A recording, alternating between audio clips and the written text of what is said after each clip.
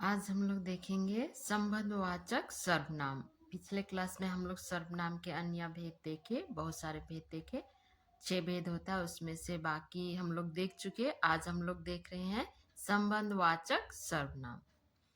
जिन सर्वनाम शब्दों का प्रयोग वाक्य में किसी संज्ञा या सर्वनाम से संबंध बताने के लिए किया जाता है, संबंध बताने के लिए किया जाता है, उन्हें संबंधवाचक सर्वनाम कहते हैं। जैसे है जो, सो, जैसा, वैसा, जिसका, उसका, जहां, वहां। तो हम लोग उदाहरण के द्वारा समझेंगे। जैसा देश वैसा भेष, जैसा ये वैसा, जैसा से वैसा। जो डर गया सो मर गया, जो सो संबंधवाचक है, ये संबंध बता रहा है। तुम जहां जाओगे मैं वहां आऊंगा, जहां वहां संबंध है। जैसा कर्म वैसा फल, जैसा वैसा संबंध। जिसकी लाठी उसकी भैंस, जिसकी उसकी, यह है संबंध। तो इस तरह से संबंधवाचक सर्वनाम है। हम लोग वाक्य को देख के ही समझ जाएंगे कि यह संबंधवाचक सर्वनाम है। दूसरा हम लोग देखेंगे प्रश्नवाचक सर्वनाम। जिन सर्वनाम शब्दों का प्रयोग प्रश्न पूछने के लिए किया जाता है, उन्हें प्रश्नवाचक सर्वनाम कहते हैं। प्रश्न पूछने, सवाल पूछने, क्वेश्चन करने के लिए किया जाता है, ऐसे शब्द है प्रश्नवाचक सर्वनाम कहते हैं।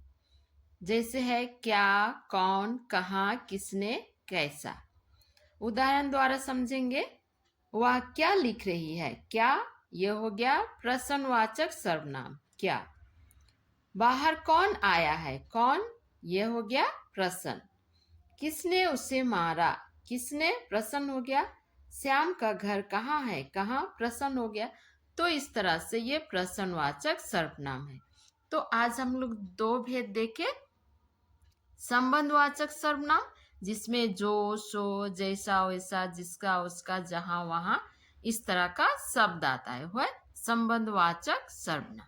दूसरा है प्रश्नवाचक सर्वनाम। प्रश्न में जो भी पूछे, जैसे क्या, कौन, कहाँ, किसने, कैसा, इससे हम लोग क्या करते हैं? प्रश्न पूछते हैं, सवाल करते हैं। तो आज हम लोग 2 भेद देखे सर्वनाम के, संबंधवाचक सर्वनाम और प्रश्नवाचक सर्वनाम। तो इस तरह से हम लोग सर्वनाम के 6 भेद देख चुके। पुरुषवाचक सर्वनाम भी देख चुके, निश्चयवाचक भी, अनिश्चयवाचक भी, संबंधवाचक सर्वनाम भी, प्रश्नवाचक सर्वनाम भी, निजवाचक सर्वनाम भी। तो इस तरह से सर्वनाम का ये लेसन खत्म हो गया। हम लोग दूसरे क्लास में विशेषण देखेंगे।